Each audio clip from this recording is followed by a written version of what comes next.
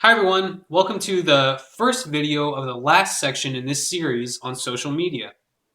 We're going to talk about how to use social media to your advantage and, importantly, how to prevent social media from harming you during your job application process. The first thing I want to talk about is LinkedIn.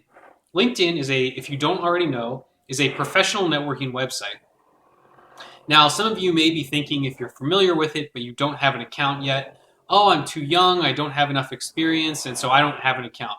No, everyone should have an account because that's how people find you, and perhaps more importantly, that's how you find other people. Networking is an extremely important part of finding a job, and even beyond just finding a job, just getting to know what other kinds of professions and professionals are out there. And so you can network, set up meetings, and just see what's going on in the business world. So I highly recommend signing up for LinkedIn. Fill out the information, put in as much as you can. You can draw a lot of the content from your resume and cover letter, and this is more good practice on how to write this kind of information. Put up the most professional picture you have and get started. You can really easily search for people in the industry that you're in or that you want to be in and get to know them, see the kinds of things that they're writing and doing and how their LinkedIn profiles look. And this will often be a way that future employers will try to find you. The next thing we're going to talk about is all other social media, right? So Facebook, Kakao Talk, or any number of other, I don't know what the kids are using these days, but any number of other social networking sites.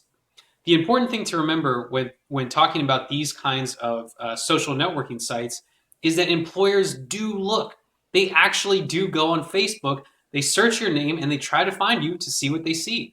Because it gives a good indication as to the kind of person that you are and maybe how you might make the company look if you work for them.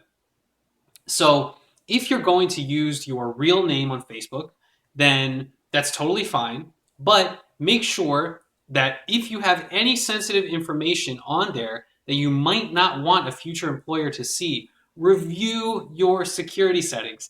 Absolutely lock down anything that you don't want any potential employers to see. Now, I highly recommend just not putting any content that you wouldn't want an employer to see on those kinds of websites because let's say you get to work and your boss wants to friend you on Facebook. Well, now they might have access to your information or they might be curious as to why they don't. And the internet being what it is, it's just a good idea to not put anything on the internet that you wouldn't want to have published as a headline on the New York Times or the Korea Times or something like that. So just don't put anything on the internet that you don't want, that you would be uncomfortable if it were publicized. Now, that's the basics of how to use social media to your advantage through LinkedIn and how to avoid having it hurt you through controlling the content that you post. Now, a little bit more advanced topic is blogging and producing content and developing a kind of professional identity. For those of you just starting off in your careers, this may not be as important or relevant, but if you're trying to get established in a certain field, then you may want to start commenting on it, blogging about it. So, for instance, if you wanted to work in sports marketing, start a sports marketing blog. It doesn't matter if no one reads it. Number one, people will actually read it. Somehow, by some crazy twist of fate, some number of people are going to find your blog and they are going to read it. And if you're really good, your blog may actually attract more readers and give you some credibility in a particular industry and maybe even allow you to attract a little bit of ad revenue while you're looking for a job, which is always nice. But importantly, you can direct potential employers to the blog so they can actually get a really good sense of who you are and your ideas about the industry. And this is a really great way to show them your writing skills, your analysis skills, and your interest without taking up space in a resume or cover letter.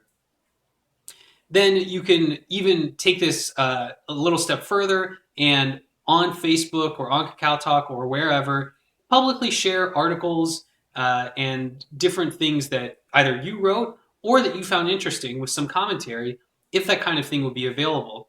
It just goes to show potential employers that you take your online presence seriously, that you're dedicated to the industry which you're trying to get into, and that you're pretty smart. So basically, if you want to get into an industry, you're probably reading and writing about it already, so just use it to your advantage.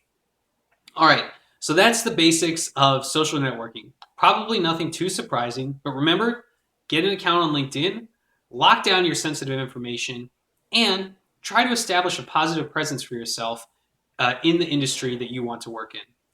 All right, good luck.